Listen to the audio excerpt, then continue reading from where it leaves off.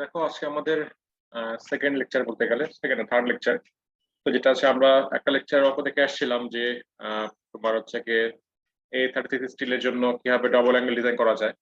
তো single angle যদি হয় সেক্ষেত্রে আমার যেটা হচ্ছে যে আমাদের একটা ফোর্স থাকবে, ফোর্স আগের মতো বের করতে হবে। চেঞ্জ কোন জায়গায় হবে? চেঞ্জ যেটা হচ্ছে যে আমার যখন লোড দেওয়া থাকবে, আগে যেমন যে কাজটা করে আসছিলাম ডবল অ্যাঙ্গেলের ক্ষেত্রে, যে আমাদের লোড দেওয়া ছিল ডেড লোড এবং লাইভ লোড। সেক্ষেত্রে যেহেতু ডবল অ্যাঙ্গেল ছিল, এই জন্য আমরা টোটাল লোডটাকে আমরা দুইতে ভাগ করে একটা লোড আসছিলাম যে সিঙ্গেল অ্যাঙ্গেলের জন্য। আর যদি সিঙ্গেল অ্যাঙ্গেল দেওয়া থাকে সেক্ষেত্রে আমাদের সুবিধা হচ্ছে সিঙ্গেল অ্যাঙ্গেলের ক্ষেত্রে আমাদের এরকম কোনো ভাগ করা লাগবে না, সরাসরি যে লোডটা থাকবে সেটা যোগ করে এই পুরো লোডটাকে আমাকে কি করতে হবে, সিঙ্গেল অ্যাঙ্গেলের জন্য নিতে হবে এবং সেটার করেসপন্ডিং আমাকে এরিয়া বের করতে হবে যেটা রিকোয়ার্ড। ঠিক আছে?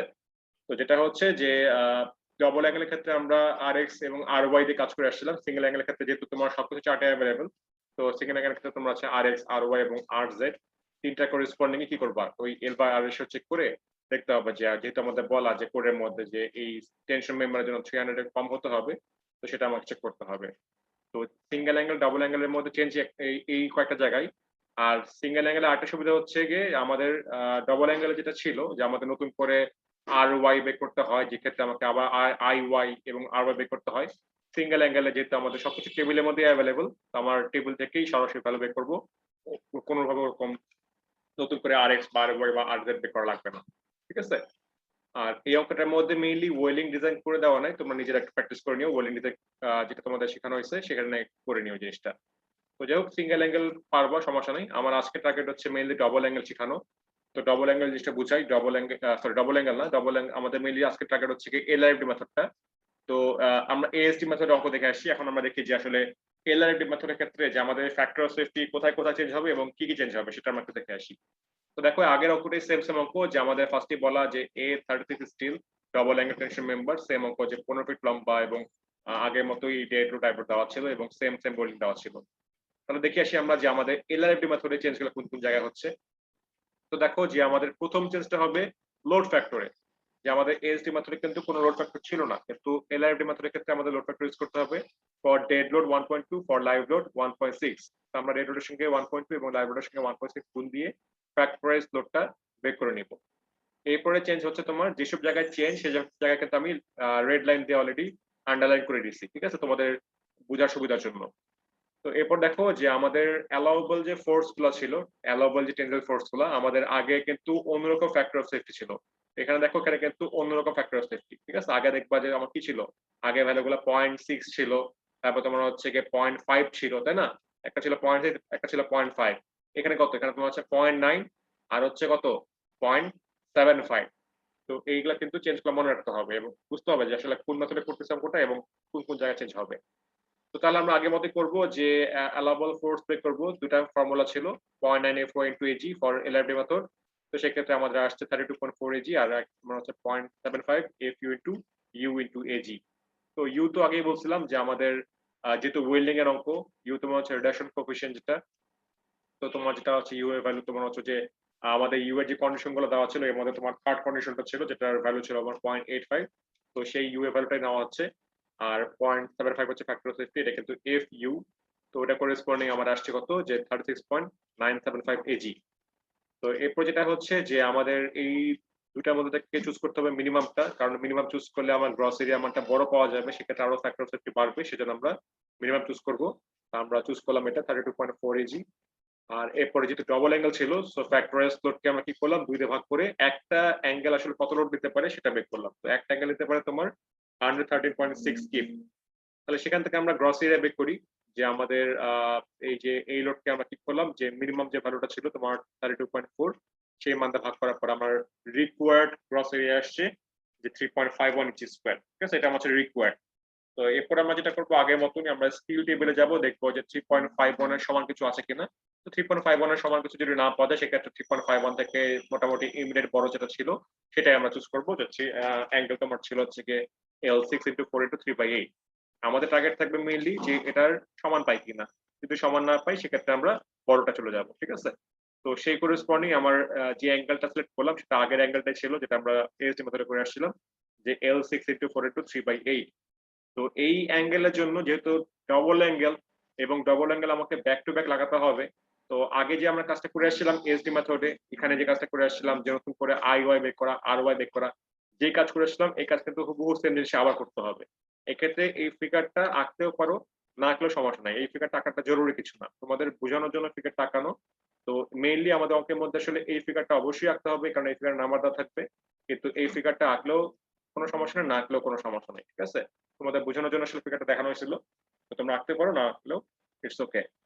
তো যেটা হচ্ছে যে আমাদের তাহলে যেটা আগের যেহেতু সেম ইয়ে ছিল, সেম অ্যাঙ্গেল এবং সেম ছিল ব্যাক টু ব্যাক লাগানো। তো আগের মতো করে আমরা ওই যে আই ওয়াই এবং আর ওয়াই বের করে সেখান থেকে আর ওয়াই পেয়ে গেছিলাম 1.39। আর টেবিল থেকে আমরা ইউজ করছি আর এক্স ইজ ইকুয়াল টু 1.93। তো যেহেতু আমাদের এল বাই আর রেশিও এবং ডবল অ্যাঙ্গেল যেহেতু ব্যাক টু ব্যাক লাগানো হচ্ছে, তাহলে আমরা আর এক্স এবং আর ওয়াই মধ্যে কম্পেয়ার করব। তাহলে এল বাই আর করে দেখা গেল যেটার তোমার চেক ছিল কত, চেক আসছে তোমার 129। তার মানে এটা ওকে। এবং কোনো কারণে যদি নট ওকে হয় সেক্ষেত্রে কি কমেন্ট করতে হবে সেটা কিন্তু আমি ফার্স্ট লেকচারেই তোমাদের বলে দিয়েছিলাম। তো ওখান থেকে দেখে নিবা যে আসলে যদি কোনো কারণে নট ওকে হয় সেটা আমাকে কি কমেন্ট করতে হবে। তো যদি আমার L by R ratio check হয়ে যায় তাহলে আমার first step done. Second step হচ্ছে আমার ওয়েল্ডিং। তো ওয়েল্ডিং এর জন্য যেটা হচ্ছে এখানে এলআইএফডি মেথডে ফ্যাক্টর অফ সেফটি দুইটা, একটা মেইল হচ্ছে কি ফর্মুলার ফ্যাক্টর অফ সেফটি, আর একটা তোমার হচ্ছে কি যেহেতু এটা ওয়েল্ড শেয়ার, তো শেয়ারের জন্য একটা ফ্যাক্টর অফ সেফটি ইউজ করা হয় 0.75। তার মানে এলআইএফডি মেথডের ক্ষেত্রে এখানে double double factor of safety, যে 0.75 একটা ফ্যাক্টর অফ সেফটি শেয়ারের জন্য, আর হচ্ছে কি এই ফর্মুলার জন্য একটা ফ্যাক্টর অফ সেফটি তোমার হচ্ছে 0.6। তো দুটো ইন্ডিভিজুয়াল লিখতে পারো অথবা দুটো একত্রে গুণ করে দিয়ে 0.45 লিখতে পারো। ঠিক আছে? তোমাদের ইচ্ছা। তোমরা চাইলে এইভাবে আলাদা আলাদা লিখতে পারো, অথবা এই 0.75 আর 0.6 গুণ করে 0.45 হয় সেটাও লিখলেও কোনো সমস্যা নাই। ঠিক আছে? আমি বুঝতে পারবো যে তোমরা কি বোঝাতে চাইছো। তো যেটা হচ্ছে আমাদের যেটা ছিল ফর্মুলা যে ফ্যাক্টর অফ সেফটি ইনটু তোমার হচ্ছে কি E70XX, যেটা আমাদের কোশ্চেন দেওয়া ছিল যে এই ওয়েল্ডিং। এখানে খেয়াল রাখবা এটা কি E70 নাকি E60 নাকি অন্য যে কোনো ভ্যালু। এখানে যে ভ্যালু বলা থাকবে এখানে কিন্তু সেই ভ্যালু লিখতে হবে। আর যেটা ছিল আমাদের ফর্মুলা ছিল এটা তোমার অ্যালাউবল না, এটা তোমার যে ওয়েল থ্রট যে ছিল, ওয়েল থ্রটের ফর্মুলা ছিল যে ওই যে টিই যে টার্মটা ছিল সেটার ফর্মুলা ছিল যে cos 45 ডিগ্রি ইনটু হচ্ছে ওয়েল্ড সাইজ। তো cos 45 এর ভ্যালু ছিল আমার 0.707। আর ওয়েল্ড যে সাইজটা ছিল সেটা ভ্যালু ছিল আমার 5/16 ইঞ্চি, যেটা আমার কোশ্চেনে দেওয়া ছিল। তো আমার কি হয়ে গেল, আমার অ্যালাউবল ওয়েল্ড শেয়ার পেয়ে গেলাম, দ্যাট মিন্স শেয়ার ফ্লোর যে মানটা সেটা পেয়ে গেলাম যে 6.96 feet per inch. That means তোমার প্রতি ইঞ্চিতে এভাবে ওয়েল্ডিং করলে এলআরডি মেথডে আমার প্রতি ইঞ্চিতে কি হবে 6.96 ফিট আকারে এই ওয়েল্ডিংটা রেজিস্ট করতে পারবে। তো যাই হোক, তারপর যেটা হচ্ছে আমরা ওই যে আগের মতো ফিগার ড্র করবো, ফিগার রাখতে হবে এবং ফিগারটা খুবই ইম্পর্টেন্ট, ফিগার ভুল আঁকা যাবে না। কাছের প্লেন থাকবে পিছনে। তো অবশ্যই এই লাইনটা ডট লাইন হবে, এই লাইনটা সলিড লাইন হবে না। ডট লাইন দিতেও পারো অথবা কোনো লাইন দিবা না, তোমাদের ব্যাপার। কিন্তু স্ট্রেট লাইন দিলে কিন্তু সেটা ভুল, কারণ এই যে অ্যাঙ্গেলটা এটা তো আর এমন না যে গ্লাসের তৈরি বা ট্রান্সপারেন্ট, তাই না? এটা তো স্টিলের। তো এটা অবশ্যই তোমার কি হবে, ডট লাইন হবে। এই জিনিসগুলো খেয়াল রাখবা। আর যেটা আমরা আগেই বলে আসছিলাম যে আমরা লোডটা দেবো কিন্তু সিজি বরাবর। তো সিজি বরাবর দিলে কি হচ্ছে আমাদের এই ডিসটেন্স লাগবে, তাই না? তো যেহেতু এটা শর্ট লেগ ছিল, তো শর্ট লেগের এজ থেকে সিজি পর্যন্ত আমার মানটা লাগবে। তো আমরা দেখে আসি টেবিলের মধ্যে যে শর্ট লেগের এজ থেকে সিজি পর্যন্ত যে মানটা সেটা মেইনলি হচ্ছে কি ওয়াই ডিসটেন্স। ঠিক আছে? তো ওয়াই ডিসটেন্স তোমার টেবিলে যদি চাই আমরা, তাহলে আমাদের ওয়াই এর ভ্যালু ছিল কত, আমাদের ওয়াই এর ভ্যালু ছিল হচ্ছে গিয়ে এখানে আমরা পেয়ে গেছিলাম 1.93। তো সেটা আমরা ইউজ করছি এখানে 1.93 হচ্ছে ওয়াই ডিসটেন্স।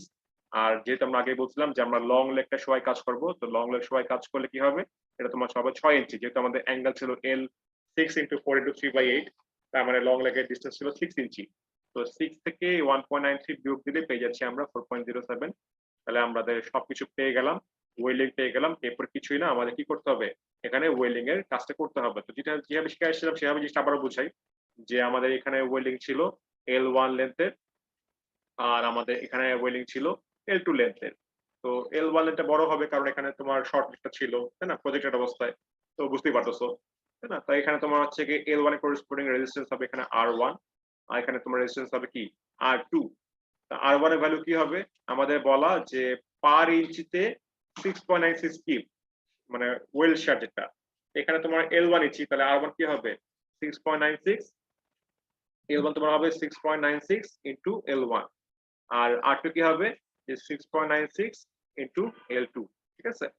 তাহলে এখন আমরা ওয়েল্ডিং করি। তাহলে দেখো যে মোমেন্ট এই পয়েন্টে নেওয়া, 2 পয়েন্টে নেওয়া, আমরা ধরে নিব ক্লকওয়াইজ পজিটিভ, এটা লিখতে হবে।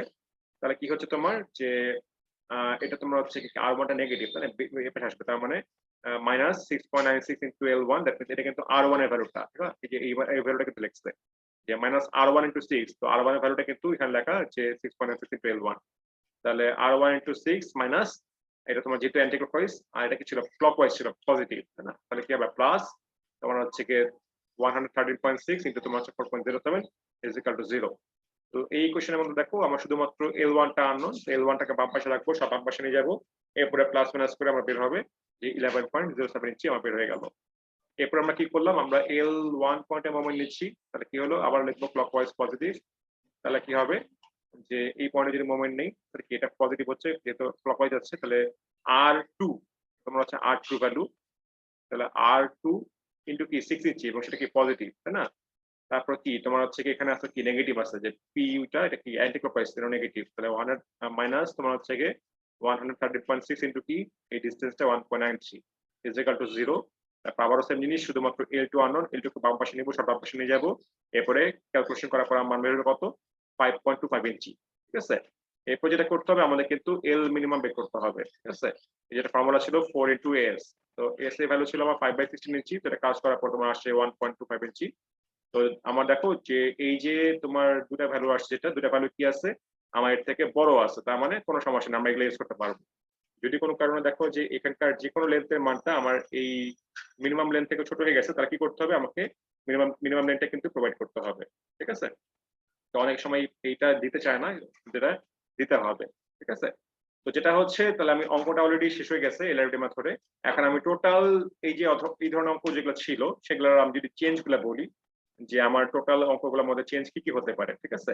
ভালো মতো শুনে নাও যে এই যে অঙ্কটা করালাম, একটা করলাম এএসডি মেথডে 2.1 এক্সাম্পল ছিল, একটা করলাম তোমার 2.2 এক্সাম্পল যেটা কিনা এলআরডি মেথডে ছিল। এখন দেখো এই পুরো অঙ্কগুলো কিভাবে চেঞ্জ করা যেতে পারে। ফার্স্ট চেঞ্জ হতে পারে তোমার এই স্টিলটা, যেটা কি A36 নাকি A572 নাকি A992, যেটা তোমাদের একদম প্রথম ক্লাসে আমি থিওরি পড়ানোর সময় দেখাইছিলাম যে কোনটার ক্ষেত্রে কত ইল হবে এবং কত তোমার আলটিমেট হবে, ঠিক আছে? সেখান থেকে দেখে নিও। তো এখানে স্টিলটা খেয়াল করতে হবে যে আমরা যে এই যে এফ ওয়াই এবং এফ ইউজ করতেছি ফর্মুলার মধ্যে, তাহলে আমাদের কিন্তু এই জিনিসটা অবশ্যই খেয়াল করতে হবে যেটা আসলে কোন ধরনের স্টিল দেওয়া। তো এটা গেল ফার্স্ট চেঞ্জ, ঠিক আছে? সেকেন্ড চেঞ্জ এটা হচ্ছে এখানে ইনফরমেশনটা কি বলা, এটা কি ডবল অ্যাঙ্গেল নাকি সিঙ্গেল অ্যাঙ্গেল নাকি ডবল চ্যানেল নাকি সিঙ্গেল চ্যানেল, ঠিক আছে? এই অঙ্ক কিন্তু চ্যানেল দিয়ে করা যেতে পারে, তো চ্যানেল দিয়ে কিন্তু নিজেরা প্র্যাকটিস করতে পারো। তারপর যেটা হচ্ছে যে আমার এই যে length, dead load, live load, তাই না? তো যেহেতু অনলাইনে তোমাদের পরীক্ষা যদি হয়ে থাকে, কুইজ বলো, ফাইনাল পরীক্ষা বলো, যদি এই ধরনের অঙ্ক আসে সেক্ষেত্রে কি হবে তোমাদের তোমরা জানো অলরেডি যে রোল ওয়াইজ তোমাদের ডাটাগুলা চেঞ্জ হয়ে যাবে, ঠিক আছে? তো ধরো এই ভ্যালুগুলো কখনোই এরকম হুবহু পাবা না। যদি তোমাদের মানে ফেস টু ফেস পরীক্ষা হয় সেক্ষেত্রে হয়তো একটা ফিক্স ভ্যালু থাকবে, বাট অনলাইনে হলে তোমাদের রোল ওয়াইজ সবারই চেঞ্জ করে দেওয়া হবে। আর যেটা হচ্ছে তারপর তোমার কানেকশনটা ইম্পর্টেন্ট, কানেকশনটা কি দেওয়া, দেখবা যে এই ধরনের অঙ্ক কিন্তু বোল্টিং দিয়েও করা যেতে পারে, ঠিক আছে? আপাতত তোমাদের শুরু করলাম ওয়েল্ডিং দিয়ে, তারপরে দেখবা যে যখন কন্টিনিউ করবো মিড টার্মের পর থেকে দেখবা যে বোল্টিং এর অঙ্ক আসবে, এই ধরনের সেম অঙ্ক দেখবা বোল্টিং ডিজাইনের, ঠিক আছে? তো এটা কিন্তু খেয়াল করতে হবে যে আসলে এটা কি ওয়েল্ডিং এর অঙ্ক নাকি বোল্টিং এর অঙ্ক। আপাতত ওয়েল্ডিং করাচ্ছে, এখন ওয়েল্ডিংটা খেয়াল করো এবং এই জায়গাটা খেয়াল করবা যে connection to a gusset plate is by fillet weld, এরপরে কথাটা কি লেখা, যে ওয়েল্ডিং এট টু সাইড নাকি ওয়েল্ডিং এট থ্রি সাইড নাকি কিছুই উল্লেখ করা নাই এরকম টাইপের। তো যদি কিছু উল্লেখ করা না থাকে সেক্ষেত্রে তোমাদের স্বাধীনতা, তোমরা টু সাইডে করতে পারো, থ্রি সাইডে করতে পারো, তোমাদের ব্যাপার, ঠিক আছে? কিন্তু যদি উল্লেখ থাকে যে হ্যাঁ ওয়েল্ডিং এট টু সাইড, তাহলে টু সাইড এইভাবে করে যাবা। আর যদি উল্লেখ থাকে ওয়েল্ডিং এট থ্রি সাইড, তখন কিন্তু মাস্ট বি তোমাকে থ্রি সাইডে করতে হবে, ঠিক আছে? ওয়েল্ডিং এট ফোর সাইড কোনো হয় না বা ওয়ান সাইডে কোনো হয় না, বললে তোমার টু সাইডে হতে পারে অথবা থ্রি সাইডে হতে পারে। তো এই জিনিসটা খেয়াল রাখবা এবং খেয়াল রাখবা তোমার হচ্ছে কি এই যে ওয়েল্ডিং বললাম যেই ওয়েল্ডিং করতে হবে সেই ওয়েল্ডিং এর মান কি কি দেওয়া। ওয়েল্ডিং এর ভ্যালু থাকবে দুইটা, একটা তোমার হচ্ছে কি ইলেকট্রোডের ইনফরমেশন, একটা থাকবে ওয়েল্ড সাইজের ইনফরমেশন। তো এই ভ্যালুগুলো খেয়াল করবা, যেখানে কি লেখা E60 60 থেকে 110 পর্যন্ত ভ্যালু ভ্যারি করতে পারে, তো এই ভ্যালুগুলো খেয়াল করবা। এখানে যে ভ্যালু থাকবে সেই ভ্যালু ইউজ করতে হবে ওই অ্যালাউয়েবল ওয়েল্ড শেয়ারের মধ্যে। এবং ওয়েল্ড সাইজ হতে পারে 3/16, হতে পারে 5/16, হতে পারে 7/16, তো এই ভ্যালুগুলো কিন্তু খেয়াল করতে হবে। আর যেটা হচ্ছে অঙ্কের মধ্যে এখানে গাছের প্লেটের থিকনেসের ইনফরমেশন দেওয়া নাই, তো আপাতত যদি দেওয়া না থাকে সেক্ষেত্রে যেটা করবা যে 3/8 ইঞ্চিটা অ্যাজিউম করে নিবা অলওয়েজ, ঠিক আছে? মানে যেটা হচ্ছে কোনো ভ্যালু যদি সাপোজ কোনো কারণে মিসিং থাকে, এটা কিন্তু অবশ্যই উল্লেখ করে দেবা যে অ্যাজিউমিং দিস ভ্যালু। তবে ভ্যালুটা যখন ধরবা সেটা কিন্তু তোমার একটা স্ট্যান্ডার্ড ভ্যালুর সঙ্গে মিল থাকতে হবে। এখন তোমাকে বলা হলো যে ঠিক আছে কোনো কারণে হয়তো গাছের প্লেটের থিকনেস দেওয়া হয় না পরীক্ষা হলে, তুমি কি করলে, তুমি ধরলো 10 ইঞ্চি গাছের প্লেট, তাহলে তো বুঝতেই পারছো এটা পুরোটাই মানে একদম থিমটাই ভুল। ওই 3/8 ইঞ্চি এক ওই 10 ইঞ্চি। তো ধরার মধ্যেও একটা জিনিসটা তোমার মানে একটা সামঞ্জস্য থাকতে হবে যে তুমি যে ধরতেছো ভ্যালুটা এটা কতটুকু রিলেটেড প্র্যাকটিক্যাল কেসের সঙ্গে। তো ওই জন্য যেই কোনো ভ্যালু যদি কোনো কারণে মানে দেওয়া না থাকে, নর্মালি থাকবে না, তারপর বলতেছি যে সাপোজ যে এরকম যদি কোনো সময় হয়ে যায় যে কোনো কারণে কোনো ভ্যালু মিসিং, সেক্ষেত্রে ওই সলিউশনের জন্য বসে না থাকে তুমি দেখে দিবা যে assuming this value is this. তো ওই ভ্যালুটা ধরার আগে একটু দেখে নিবা যে অঙ্ক তোমাদের করানো হচ্ছে সে অঙ্কগুলোর মধ্যে ওই ভ্যালুটা কত ছিল বা কতের মধ্যে হতে পারে। ঠিক আছে, যেমন যেটা বললাম যে ওয়েল সাইজ 3/16 হতে পারে, 5/16 হতে পারে, 7/16 হতে পারে। এখন কেউ ধরলাম ওয়েল সাইজ 3 ইঞ্চি, 4 ইঞ্চি, তাই না? এগুলো তো আসলে ভুল ধরা হচ্ছে।